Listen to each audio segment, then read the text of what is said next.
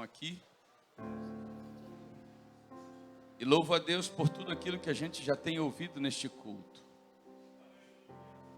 Testemunhos de vitórias, que certamente encorajam aqueles que estão em momentos de angústia, como a irmã Corina, que está vindo hoje ao culto, e pede oração pela Helenilde Souza, que está internada na Unacom com câncer. Nós vamos orar por ela. E nós cremos que o Deus que nós servimos vai tirar esta senhora de lá do hospital, sarada. Quantos creem nisso? Aleluia. O Deus que nós servimos é um Deus poderoso. É um Deus que se revela. É um Deus que se mostra. É um Deus que se apresenta. É um Deus que se dá a conhecer às pessoas. E foi assim que nós encontramos no livro de Gênesis, a partir do capítulo 11, Deus se revelando para uma família. O nome do pai desta família era Terá. Ele tinha 3 filhos: Abraão, Naor e Harã. E Deus se revelou para Terá, e Terá entendeu que Deus estava chamando para ele sair da cidade onde ele estava, em Ur dos Caldeus.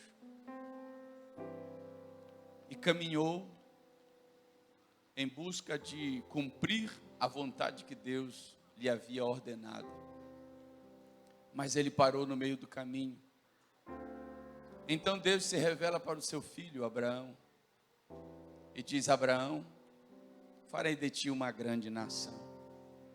Sai da tua terra, do meio dos teus parentes, da tua família. Segue, eu te mostrarei por onde é que tu tens que andar. Abraão saiu, levando consigo a sua família. Só que, à época, Abraão só tinha uma esposa e um sobrinho, chamado Ló. Ló tinha nascido em Ur, filho de Harã. E Harã morreu ainda muito jovem, fazendo com que Ló, ainda talvez criança ou bem jovem, tivesse que lidar com a perda de alguém que você ama. E somente aqueles que já perderam alguém muito importante, alguém que você ama, sabe a dor que é viver este luto. Ló, ainda bem pequeno, é acolhido pelo seu avô, mas o seu avô também morre. E Ló então agora fica aos cuidados do seu tio Abraão, que não tinha filhos. Ló segue o seu tio, que sai de Ur e avança para a terra de Canaã, sendo guiado por Deus, sendo dirigido por Deus. Abraão ensina Ló a cultuar a um único Deus, mesmo saindo de uma herança cultural em que vários deuses eram adorados, vários deuses eram cultuados. Abraão ensina o seu sobrinho Ló a reservar o seu culto, a sua adoração a um único Deus. E desde aquela época Abraão já havia aprendido não representar a figura de Deus em nada do que ele conhecia, em nada do que ele via. E por onde Abraão e Ló vão passando, eles vão edificando altares em cada cidade, Ló vê seu tio edificando altares, adorando ao Senhor, um Deus que não é visto, um Deus que não é representado, um Deus que não tem uma figura visível, um Deus que não se pode carregar, não se pode olhar para ele, a sua representação física. Era um Deus invisível, mas um Deus que Abraão adorava, e um Deus que fazia com que Abraão agisse de forma diferente das outras pessoas. Abraão demonstra certas características, demonstra certos valores, ele segue certos valores que não são comuns, ele segue padrões de vida um padrão de vida que não é comum, ele segue a simplicidade, fala a verdade, e apesar de sentir medo e ainda procurar algumas soluções, tais quais a gente vê ainda nos dias de hoje, mas Abraão se arrepende, Abraão se corrige, Abraão volta-se para Deus. Abraão é um homem íntegro, um homem que cuidava da sua família, e como um homem dedicado à sua família, obediente a Deus, servindo ao Senhor, ele chega até Betel. Eles já haviam passado por Betel. Em Betel haviam edificado altares. Eles voltam agora, depois de passar um tempo lá no Egito, em um período de escassez. Quando chegam a Betel, eles prosperam, eles crescem, eles são abençoados. Abraão e Ló crescem. Ló agora já é um homem, certamente já casado, já tinha filhos, propriedades, gado, pastores que trabalhavam sob o seu comando, o seu governo. E em Betel, os pastores de Ló começam a brigar com os pastores de Abraão. E por conta desta briga, por conta dessas sucessivas brigas por espaço, por rebanho ou por pasto, Abraão percebe que o convívio com o seu sobrinho já não poderia mais se manter nos mesmos termos que estavam até ali. Abraão certamente vai consultar ao Senhor e entende como resposta de Deus: chegou a hora de deixar o seu sobrinho partir. Imagino Abraão com o coração bem apertado, porque Ló era como um filho para ele, mas não dava mais para conviver com Ló. Ló agora havia crescido, era um homem formado, estava grande, já não era mais um menininho, já não era mais o seu adolescente, já não era mais o seu pupilo, já não era mais o seu jovenzinho. Agora ele precisava crescer, ele precisava sair, ele precisava seguir, ele precisava fazer as suas escolhas. E então Abraão chama o seu sobrinho e lhe dá a opção de fazer, talvez, a escolha mais difícil da sua vida. Era uma escolha muito importante.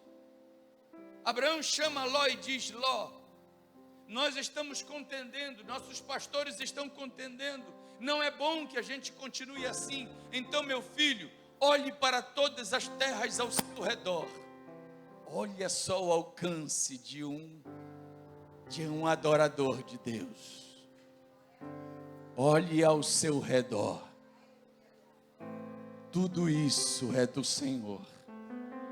Tudo isso Ele dá a quem Ele quer. Tudo isso o Senhor oferece a quem crê nele. Olhe lá ao seu redor. Para onde você quiser ir, pode ir. Você vai ser abençoado, Ló, onde você for. Eu creio no Deus que eu sirvo, Ló. Eu te ensinei e Ele vai te abençoar, Ló. Para onde você for, meu filho, escolha o que você, para a terra onde você quer ir. Só que Ló começa a demonstrar que o seu coração não era tão dedicado ao Senhor. E ao invés de olhar, talvez ele devesse dizer: tio, essa é uma escolha muito importante, deixa eu consultar ao Senhor, deixa eu buscar ao Senhor. Não, ele olha e enxerga uma campina verdejante. Que terra linda! Me faz lembrar de Zoar, lá no Egito. Rapaz, ali eu vou me criar, ali eu vou me dar bem, ali eu vou acertar. Tio, eu posso ir para ali? Pode, meu filho. E lá foi Ló, rumo às campinas do Jordão. Diz-nos Gênesis que aqui começa Ló a demonstrar que o seu coração não era totalmente dedicado ao Senhor, porque ele preferiu as melhores terras para si. Ele poderia também ter dito: tio, eu vejo que ali é uma terra muito boa, você tem preferência, você é meu tio, vá para lá, eu quero lhe honrar, meu tio. Não, o direito de escolher é seu, o senhor é mais velho, o senhor cuidou de mim até aqui, eu quero lhe honrar, eu quero lhe dar a preferência. Ló não, se aproveitou e disse: eu vou para ali, para a terra boa. Segundo, ele achou que havia vantagem em residir entre um povo degenerado. No capítulo 12, versículo 13, nos diz que já era conhecido que a população de Sodoma era uma população cujos padrões morais eram degenerados, com forte apelo sexual. Ló parece não se importar com isso. Ló parece não achar que isso vai lhe afetar. Ló parece não entender que estas coisas têm um risco muito alto de deturpar os valores, os nossos valores, deturpar a nossa identidade. Mesmo quando ele estava recebendo notícias de ataques, ele não se deu conta, não se alertou, não tomou providências, foi capturado, exigindo de seu tio organizar um exército com 318 homens pagos para ir em resgate ao seu sobrinho.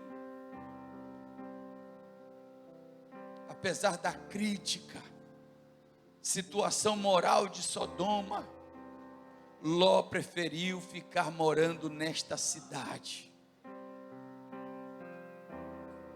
O que Ló não sabia é que toda a terra é regida por um Deus todo-poderoso. Chega a hora em que Deus decide julgar os habitantes da terra. Não existe pecado oculto que Deus não saiba. Não existe erro ocultado que Deus não revele. Não existe sofrimento, não existe padecimento, não existe angústia que não seja conhecido pelo Senhor. O nosso Deus tem uma hora exata para tratar com os seres humanos, tem uma hora certa para exaltar aqueles que estão sendo humilhados, e tem uma hora certa para humilhar aqueles que a si mesmos se exaltam. O nosso Deus é um Deus que se importa com a forma como nós tratamos a terra que Ele entregou sob os nossos cuidados. O nosso Deus não é um Deus indiferente. O nosso Deus não é um Deus omisso. O nosso Deus não é um Deus inerte. O nosso Deus é um Deus ativo, um Deus presente, gestor ativo, Criador e sustentador de todas as coisas. É um Deus imanente, é um Deus transcendente, é o Deus todo-poderoso, é o Deus que sustenta a vida, é o Deus que garante a vida, é o Deus que protege a vida, é o Deus que restaura a vida.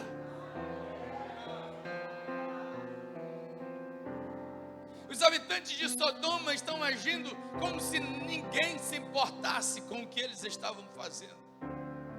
Quantos abusos sexuais, quantos estupros eles estavam praticando, quantos incestos, quantas aberrações, quantas injustiças, quantas maldades. E Ló lá. Talvez os seus genros trouxessem para ele: olha aqui, Ló, um filminho pornô. Olha aqui, Ló. A galera pegou uma menina ali, arrebentou Ló. E Ló lá. Ló, olha só, a gente foi ali na balada sexta-feira e a gente pegou umas meninadas e arrebentou com elas todas. Você pensa que eu estou inventando? Abra a sua Bíblia lá. Ló não se importa com isso. Ló parece estar interessado só no seu gado. Mas a alguns quilômetros ali, nas terras de Manre, no meio das montanhas, em lugar inóspito, não é Campina, não está perto do Rio Jordão, não está perto das facilidades da terra. Na verdade, está perto do deserto. Está Abraão, adorando a Deus. Está Abraão, cultuando a Deus. Seu gado está vivo, ele está protegido, ele está abençoado, ele está crescendo, ele está seguro, ele está firmado, ele está vivendo com a sua família e aguardando uma promessa. O dia em que Deus vai suscitar do ventre da sua esposa um descendente. Enquanto ele aguarda essa promessa, Abraão está adorando, está orando, está buscando, está ensinando, está meditando, está entendendo, está compreendendo. O seu coração está aberto, a sua alma está aberta, o seu espírito está aberto a tudo que o Espírito está revelando para ele.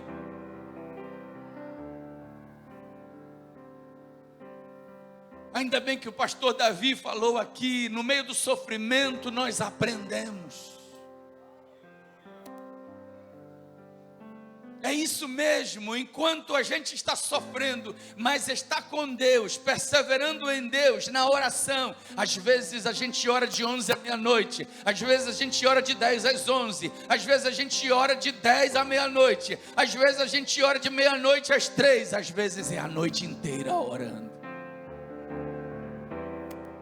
Algumas vezes a gente ora uma semana, Deus responde. A gente ora um mês, Deus responde. A gente ora 3 meses, Deus responde. Às vezes a gente está orando há anos e Deus ainda não nos deu. Mas a gente está ali: enquanto tu não me abençoares, eu não desisto de ti.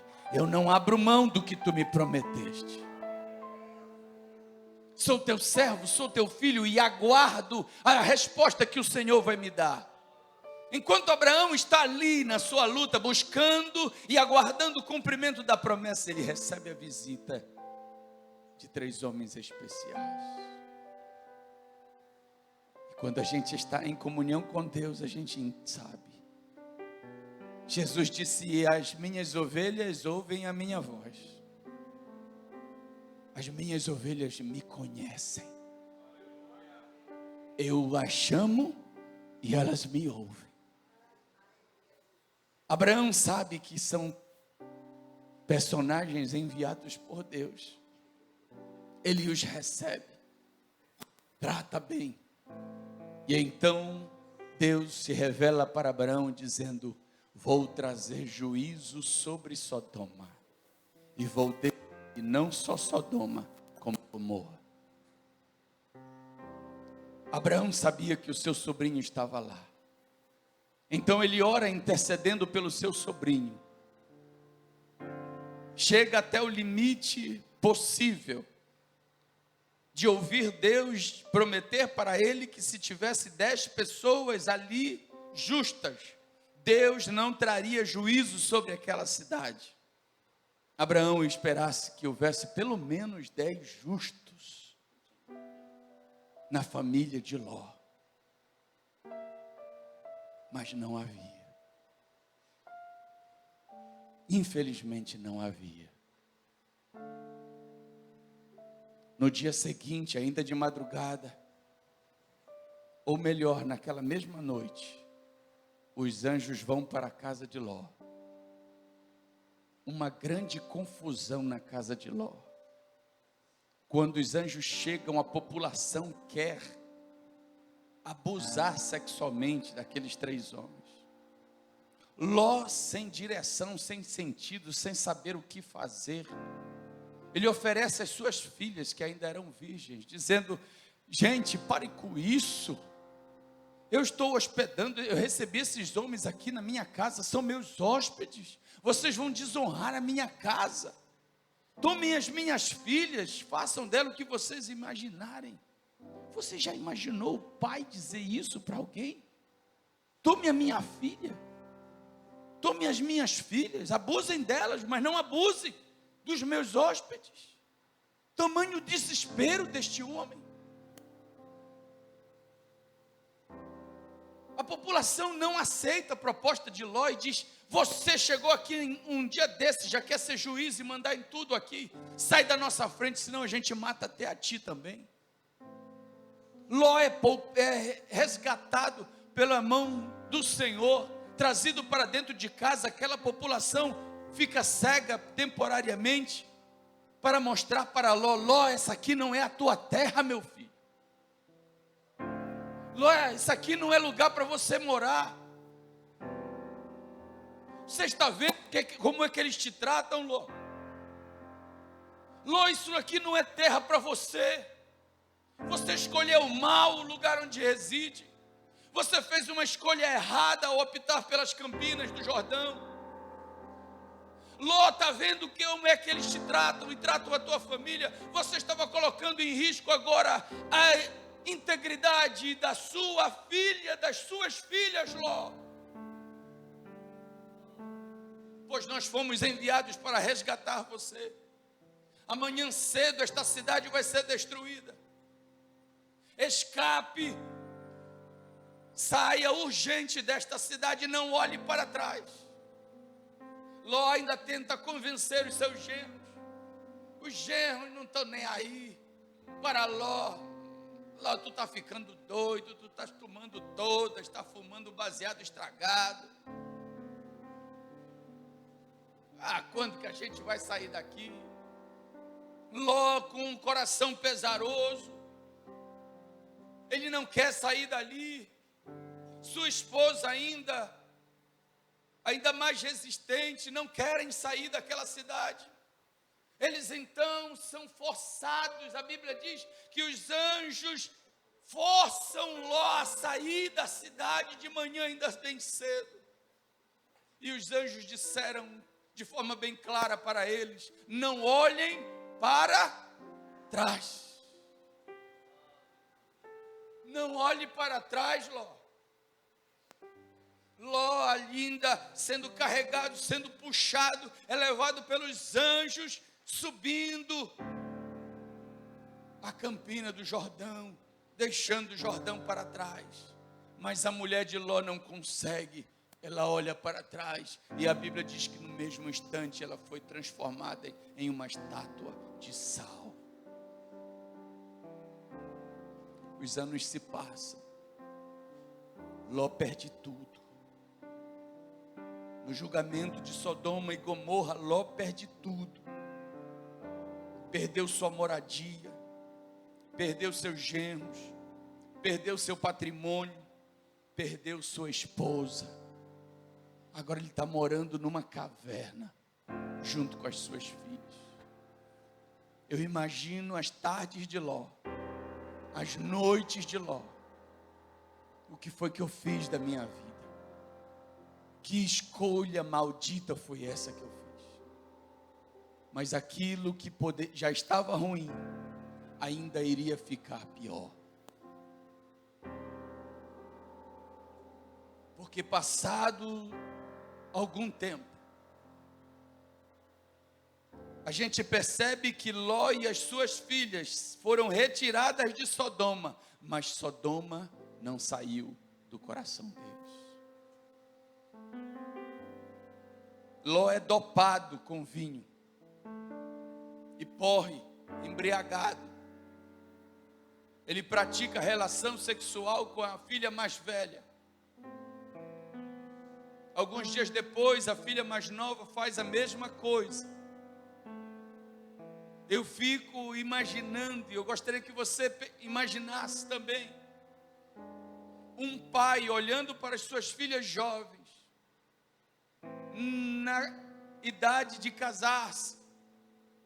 Só que agora Ló, ele está perdido, ele está desorientado, ele não sabe para onde ir, ele não sabe o que fazer. Talvez com vergonha não quer voltar para o seu tio, não quer voltar para onde o seu tio poderia acolhê-lo. Ele permanece naquela caverna ali,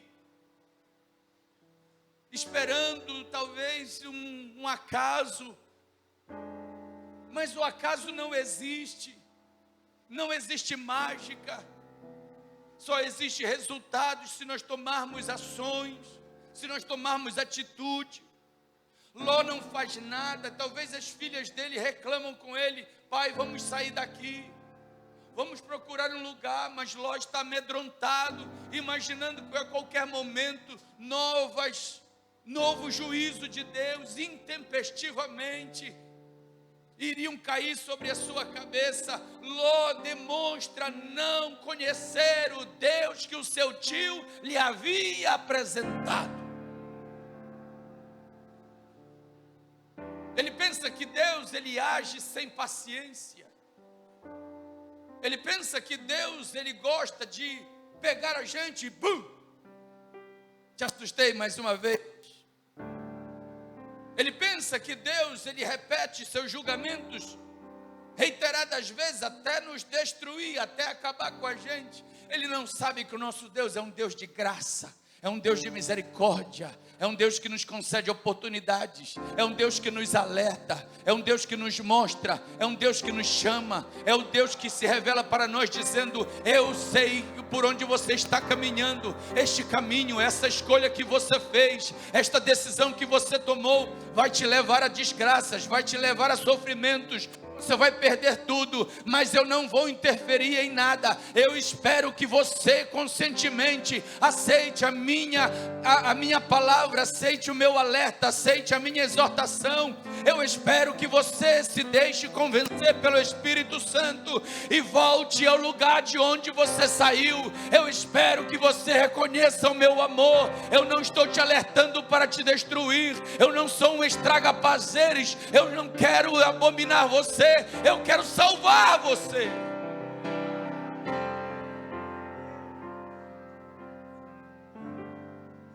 Muitos de nós, por ignorar o amor de Deus, achamos que Deus está o tempo todo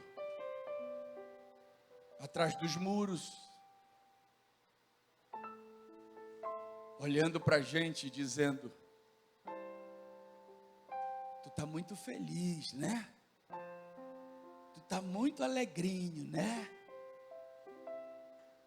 Vou te dar um sofrimento para acabar com esse sorriso na tua cara. Nosso Deus não é isso. Nosso Deus não é este Deus. Muitas pessoas imaginam que quando a gente erra, Deus está ali na esquina da rua dizendo: eu vi o que você fez. Tu pensa que isso vai ficar barato? Eu vou te punir. ignoram que o nosso Deus é um Deus que nos perdoa reiteradas vezes. Grandíssimo em misericórdia. Sua compaixão não tem fim. Ignoram o plano de Deus para a nossa vida e para a nossa família e para a nossa história.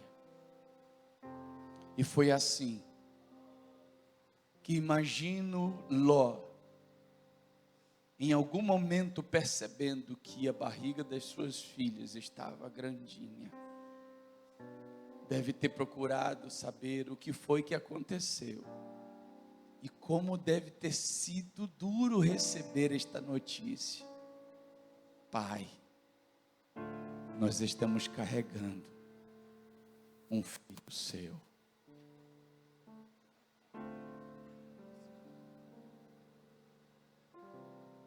Um incesto foi praticado. 2 foram praticados pelas 2 filhas. A família estava destruída.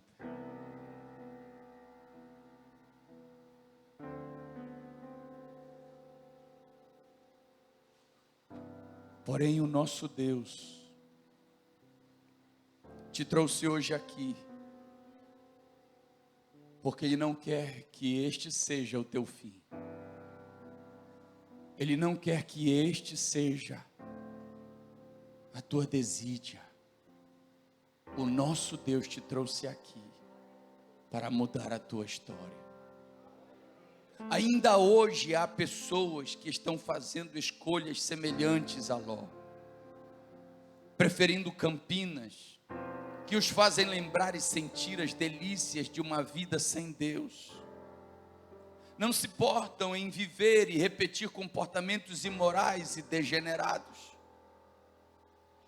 Muitos há que se aproveitam do sigilo da internet para praticar todo tipo de prática sexual, imoral, vergonhosa.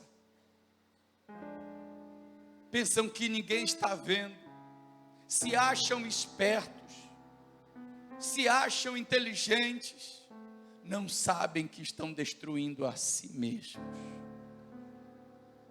A vida sem disciplina, sem compromisso, sem ter de prestar contas de suas ações, parece-lhes muito atraente.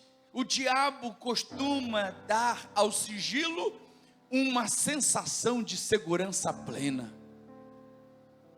As pessoas se sentem protegidas, guardadas.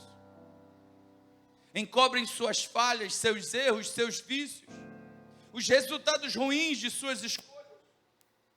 Não conseguem mudar de vida, não conseguem mudar de atitude. Vivem como os galerianos, os cativos presos nas galés romanas. Vão morrer acorrentados, sem poder fazer nada. No entanto, ainda que há caminho que ao homem parece ser direito, mas o fim deles são caminhos de morte, sendo os caminhos do homem agradáveis ao Senhor, até os seus inimigos faz com que tenham paz com Ele. Deus trouxe você aqui, para que hoje Ele mude a sua história. Ele te dá a oportunidade de mudar o teu coração, a tua mente, para você começar um caminho novo, uma vida nova, a partir de Jesus, que é o caminho, a verdade e a vida.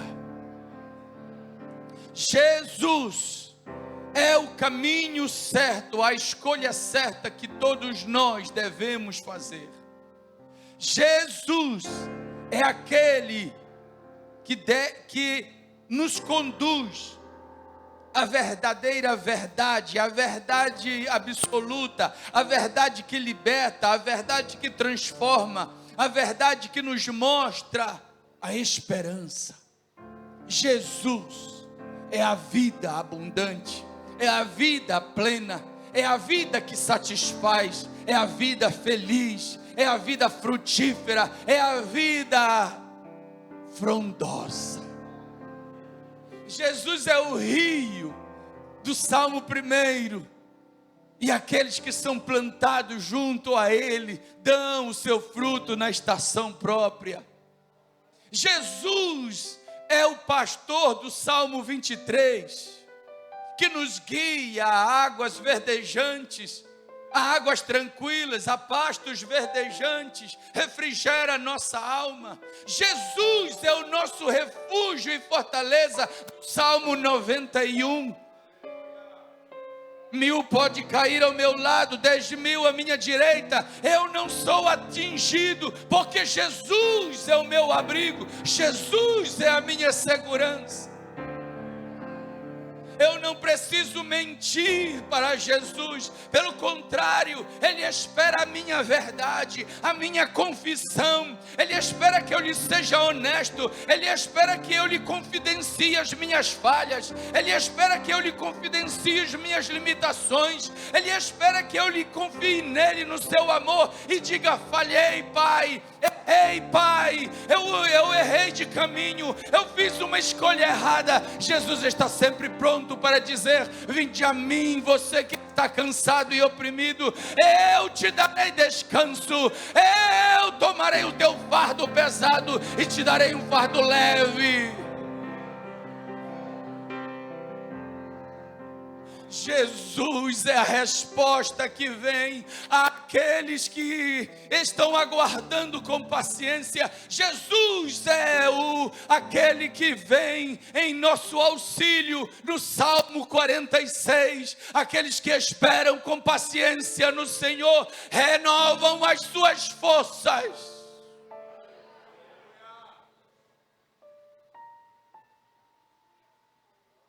E a gente pode chegar e dizer: Jesus,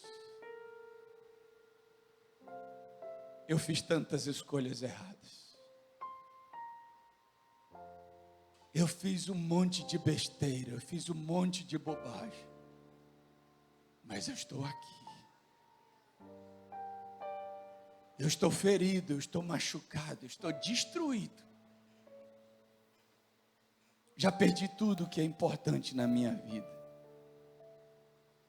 mas eu quero mudar. Eu quero uma nova chance.